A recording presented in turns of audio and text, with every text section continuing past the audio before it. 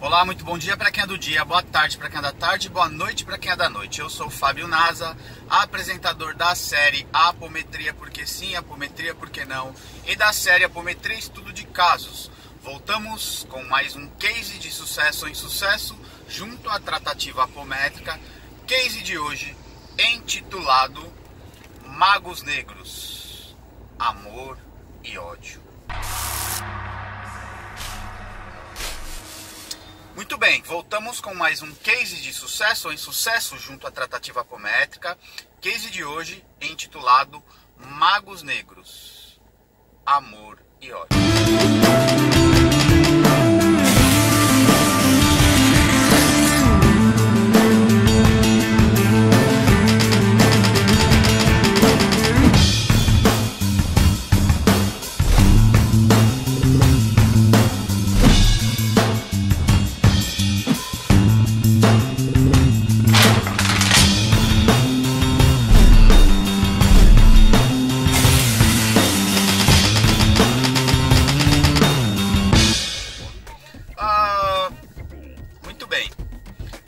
Este case ele vai entrar aí como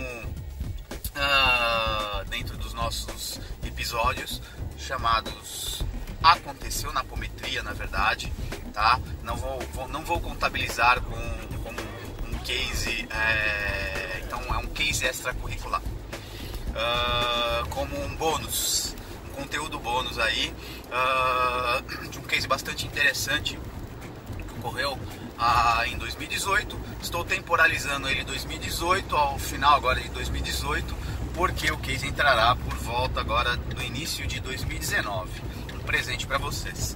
Muito bem, case de hoje bastante interessante.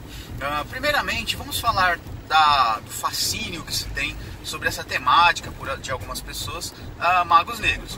Recomendo a leitura do livro Magos Negros, de título Magos Negros, de Robson Pinheiro, e os livros Atlântida no Reino da Luz e Atlântida no Reino das Trevas, de Roger Bottini Paranhos, tá? São duas óticas e duas narrativas sobre magos negros bastante interessante. Já também categorizando um pouco aqui, e já de experiência que eu tenho na tratativa, nas lides apométricas, existe um medidor aí e é necessário achar um ponto de equilíbrio, um caminho do meio. Algumas pessoas ainda não tomaram contato com esta temática. Outro livro interessante, Senhores da Escuridão. É o segundo livro da trilogia das sombras. Os Senhores da Escuridão também traz uma narrativa mais aprofundada da ação dos magos negros. Começa com Legião, depois Senhores da Escuridão e, a posteriori, o Marca da Besta. Mas voltando aqui à nossa temática, existem pessoas que ainda não tomaram contato com esta temática sobre esta classe hierárquica espiritual. Quem são, de onde vieram, como atuam e assim por diante. Em contrapartida, existem grupos e pessoas que têm um grande fascínio sobre o assunto, e algumas pessoas que sofrem de uma síndrome de Harry Potter, ou uma síndrome de caçadores de magos negros. Eu já tive, e aí talvez algumas pessoas que me ouçam neste case sejam as respectivas não vou dar nome aos bois, a pessoas que já ventilaram a seguinte fala: não, porque você está subestimando, você está sendo preconceituoso, ou blá blá blá, porque no nosso grupo nós pegamos um mago negro por semana, um mago negro por mês e assim por diante. Digo para vocês, numa medição de aproximadamente 13, 14 anos, desde que eu tive contato com a ferramenta apométrica, com ciência da ferramenta apométrica, eu tive contato real, que eu posso dizer, em gênero e número e grau, com mago negro, 5 a 6 vezes, tá? 5 vezes, acho que para ser mais preciso. Uma das narrativas é o Diálogo com as Sombras, que a gente tem aí publicado, um contato mais aprofundado. Ano de 2017, um contato, tá, de um ataque indireto, porque eu costumo dizer que essa classe é muito inteligente, não se expõe facilmente. Então, um processo de, vamos chamar, ataque aí, contra o Vida Plena, e aí havendo até o suporte aí de um médium de bastante significância. Eu não vou dar o nome dele aqui ao grupo, ao vídeo, porque, enfim, não estou aqui militando por ele ou contra ele, enfim, mas que houve um suporte, uma confirmação de que houve uma ação quase que direta, num primeiro momento indireta, de um processo que foi engendrado durante 6 meses, tá? De infiltração, de clonagem de espíritos e de uma série de coisas. É um processo obsessivo complexo, individual e depois coletivo. Então, isso é uma narrativa. E agora, em 2018, então real, de 2017 em 2018, dois contatos com 2 magos negros distintos, de diferentes classes hierárquicas. E aí, o que você quer dizer com classe hierárquica? Vamos pensar numa graduação militar.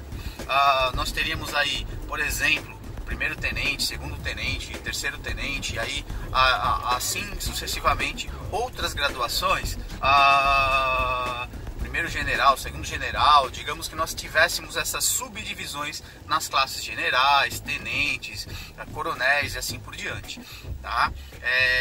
Eu não sou um especialista nas graduações militares aqui existentes, mas digamos que nós pudéssemos ter esse nível de graduação. É possível e é real que há um nível de graduação também da classe magos negros. Existem espíritos que são candidatos a magos negros, estão em processo ainda de desenvolvimento ou pararam numa certa classe D e não especificamente sejam magos negros. Por isso, eu costumo desconstruir. Eu ouço muitas narrativas. Eu passei no atendimento apométrico e descobriu-se que meu irmão era um mago negro, e aí a gente tem um problema, reencarnamos hoje juntos, blá blá blá blá blá blá blá blá blá.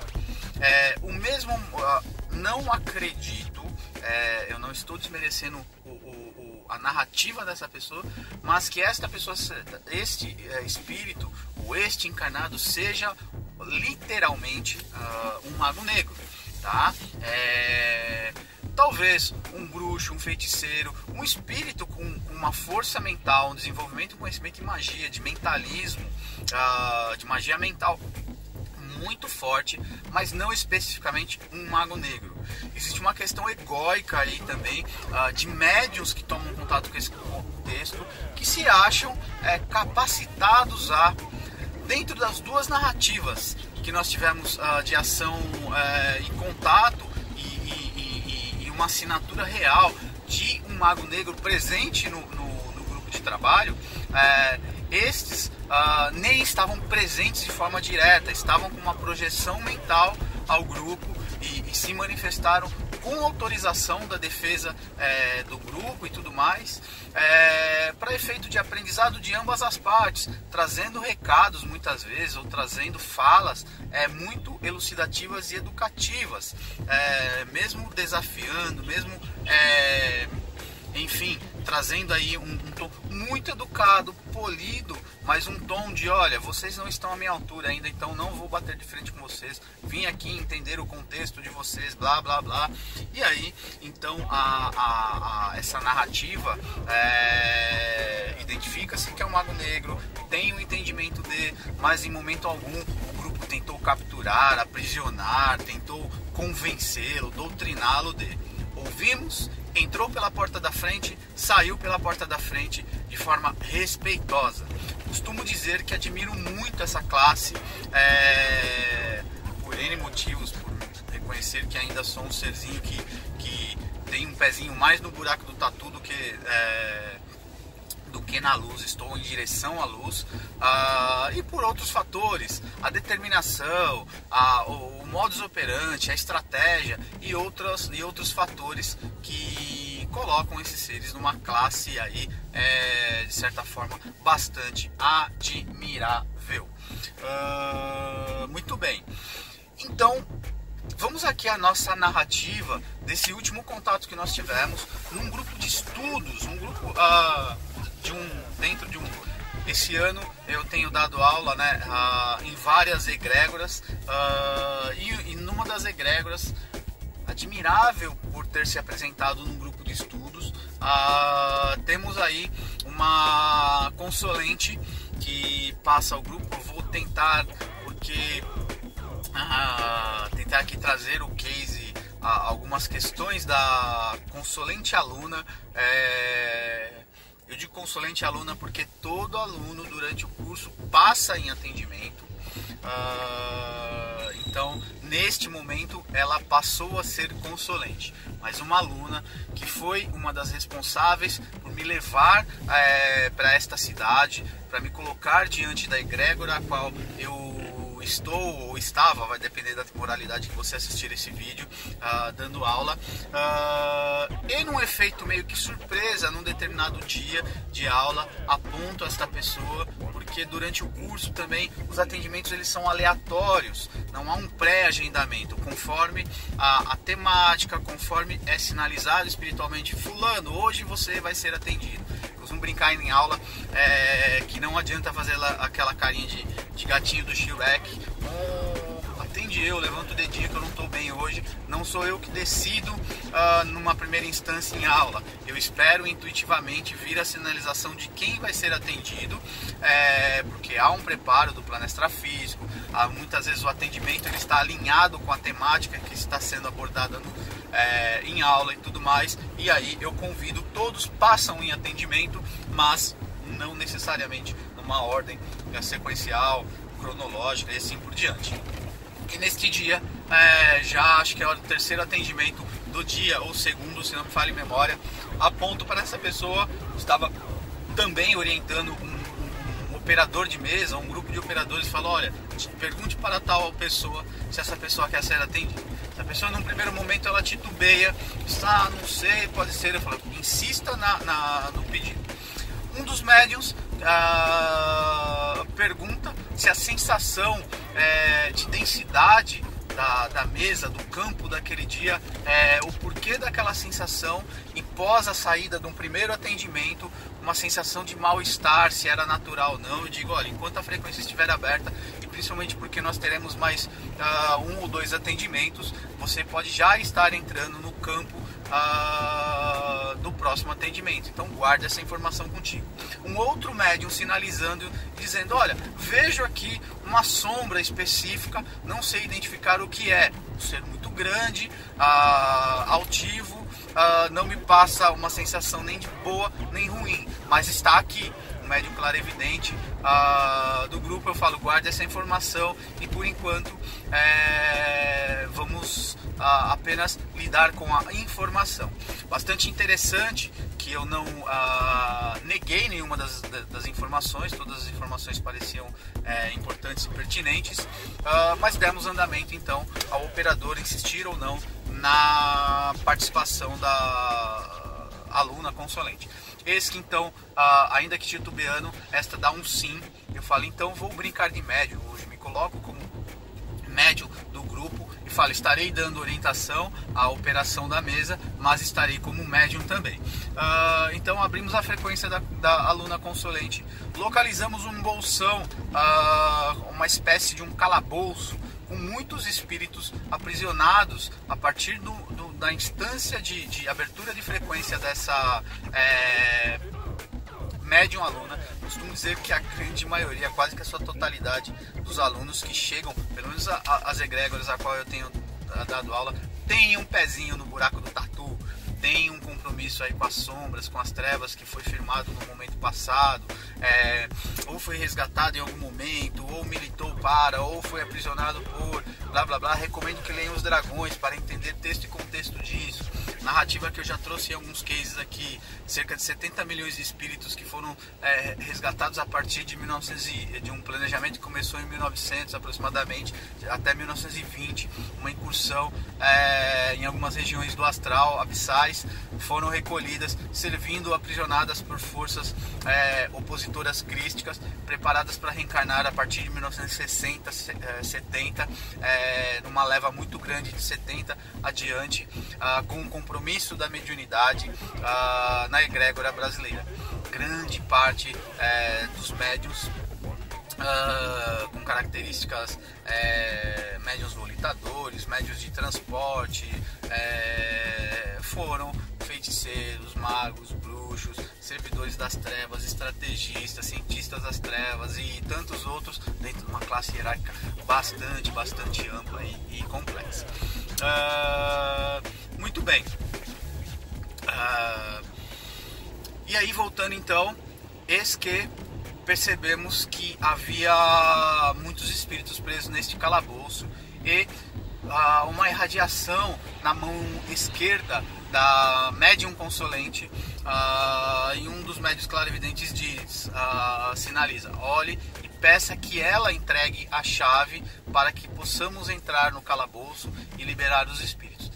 Então ela faz a sinalização de abertura de mão, recolhemos uma chave plasmada no astral, fazemos a abertura desse calabouço, recolhimento aí de um bolsão gigante de espíritos que estavam muito num estado bastante deplorável, que estavam num contexto, como posso dizer a vocês, um contexto de sofrimento e com muito medo. Talvez a presença vibratória do encarnado disparasse ainda o contexto de quando ela era em algum momento a algoz, a torturadora desses espíritos. Fizemos a liberação e percebia já no meu campo mental um ser bastante indignado, mas num caráter de observância dentro das ações a qual estávamos aplicando no processo como um todo. Muito bem.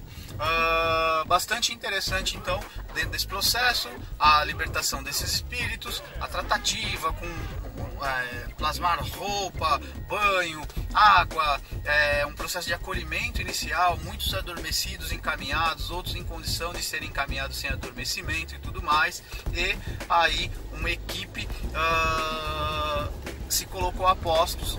Então, eis que a irradiação no campo mental deste ser e a autorização para que este se manifestasse. Muito interessante, não me considero e não me rotulo como um umbandista, mas me utilizo de alguns paramentos fundamentados dentro do conhecimento da Umbanda. Tem algumas guias de trabalho hoje, orientadas pela espiritualidade como anteparos de proteção. Estava com a minha guia de esquerda e uma guia de Xangô, que vira e mexe eu costumo utilizar, e é pedido no campo mental, pelo espírito, que antes de se manifestar, que eu retirasse as guias, pois ele não iria falar se eu não estivesse com as guias. Mais ou menos temos a seguinte analogia aqui.